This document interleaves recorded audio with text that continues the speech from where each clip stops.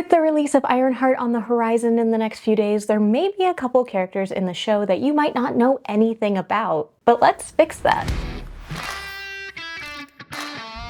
Welcome back to GIQUE, where we cover everything from Marvel to DC to video games and everything in between. We try to have a little bit of everything for everybody. I'm Stella, and in this video I'm going to introduce you to Rampage, Shade and/or Darkveil, and Ezekiel Stane. It's no secret that Shea Coulee from RuPaul's Drag Race fame is now a member of the Ironheart cast, playing the character of Slug in a Robin Hood-esque gang. It could be possible that they're playing a pre-existing Marvel character that you might not know about, named Shade or Darkveil. You see, there is a drag queen superhero that is actually inspired by Shea Coulee that has existed in Marvel Comics for a little while. But on top of being inspired by Shea Coulee, they're also inspired by a few other drag queens from RuPaul's Drag Race. The co-creator Sina Grace said that Shade was inspired by Monet Exchange, Dax! And Shea Coulee. And with the green hair, it's not that much of a stretch that they might be living a double life as this drag queen superhero. Darnell,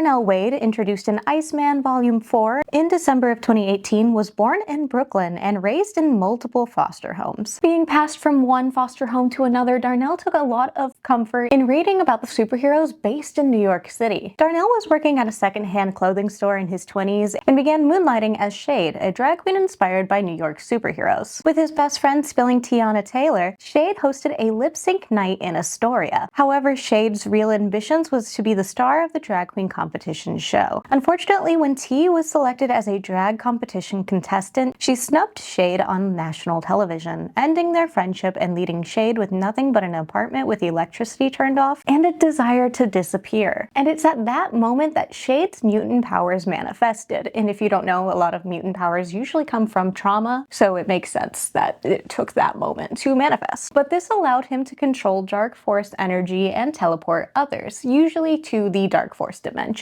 And this isn't the first time we've had somebody from the Darkforce Dimension in the MCU, because we've had Clea Strange in Doctor Strange 2, which is in the official Marvel watch list for things to watch before this show comes out. Excited by his new powers, Shade agreed to MC the first mutant pride parade. And Shade also helped the X-Men fight off Mr. Sinister. Later, Darnell ended up going on a shopping spree using their powers and lost their friend when he ended up using his Darkforce Dimension powers to escape from the police. And from that moment on, Shade decided to use their power to bring light and joy into the world, and with that rebranded their entire superhero and drag persona into becoming Darkveil. But that is Shade and Darkveil, but who else do we have coming up in the show? And I'm going to introduce you to Rampage. Rampage, aka Stuart Clarke, was introduced in Champions number 5 in January of 1976, and Stuart Clarke is going to be played by Eric Andre in the show. He was born and raised in Michigan. He was the scientifically brilliant but economically naive founder of Clarke Futuristics, a struggling Los Angeles high-tech designer and multi-factoring firm. Clarke's lawyer and financial manager Crawley urged him to sell the company, but Clarke refused, not wanting to sell his soul to big business, causing the company to go bankrupt when the recession came. Firing Crawley, Clarke took a prototype exoskeleton and went on a crime spree.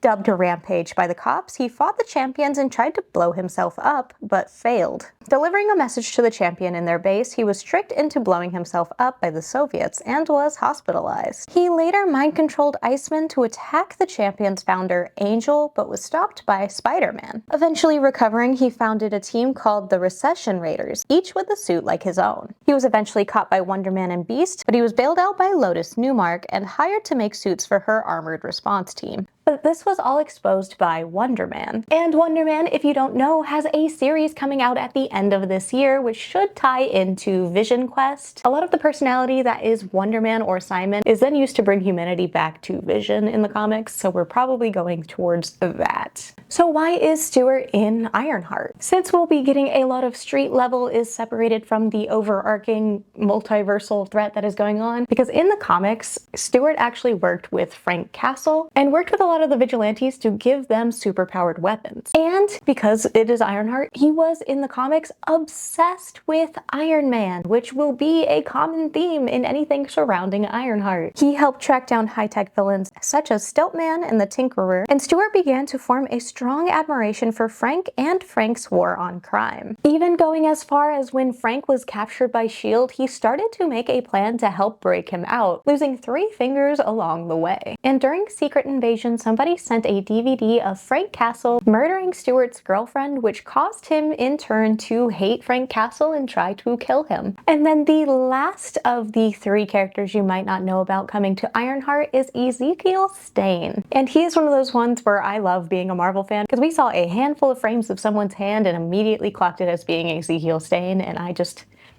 fandom is so beautiful sometimes. Ezekiel Stane, aka Zeke, was introduced in the Order number 8 in February of 2008, and has purposely kept the details of his life hidden. His father was a rival of Tony Stark, which is the main theme of Ironheart and stuff going forward. It's a lot of people who would have had beef with Tony Stark if Tony Stark was still around to do it. But his father paced his son to become a better scientist, punishing him for failure and instilling a hatred towards Stark in his son. And Stane combed the black market for Stark technology and designed a number of cybernetic augmentations for himself. Using his own body as a guinea pig for the testing, he began various criminal activities, including the murder of a board of directors. But Tony and Ezekiel have worked together in the comics. He was freed from prison by the Mandarin, who was revealed to be the father of Sasha Hammer, a person he was working with, in order to form an alliance and destroy Tony Stark. Together, they revamped and deployed a numerous amount of Iron Man's villains in order to wreak havoc, and also ruined Stark's reputation after manipulating the press to frame him for using the suit while drunk. The Mandarin started getting increasingly more upset with Stane, going as far to make Stane his complete slave, while causing increased brain damage in the process. After the Mandarin succeeded in bringing Tony Stark under his control, Tony and Zeke worked together to produce the Titanomex. Stark helped Stane recover from his brain damage to the point of conducting surgery to save his life. Once Zeke recovered from the procedure, him and Tony started an elaborate plan to rebel against their master. The night of the uprising, Stane was ordered to take down a drill that the Mandarin had built for an unrevealed purpose. He stopped Zeke and started beating him up until Iron Man arrived to help him. When the tide of battle against the Mandarin and the Titanomex turned in favor of Iron Man and his allies, Stark used his network of microbots known as the Swarm to destroy the Titanomex. Meanwhile, Stane faced off against the Mandarin in a one-on-one battle and killed him. And after returning to the United States, Zeke and Sasha took revenge on the Mandarin's allies and Sasha's mother, Justine Hammer, for allowing the Mandarin to abuse Zeke. While these are only a few of the comic characters that are coming to Ironheart here in the next week, I hope you enjoyed learning just a little bit about each of them. I'm sure they'll be a little bit different in the show, but it's always fun to learn a bit about the comic origins. And I'm especially excited that if Shea Coulee does play Darkveil, it's playing somebody that is a character in comics that they're actually based on, or that is actually based on them, and that's going to be really exciting. I hope you like this, and if you want to see more like this, be sure to like and comment and subscribe and hit that bell notification to know when we post more videos. And I will see you guys next time. Bye-bye.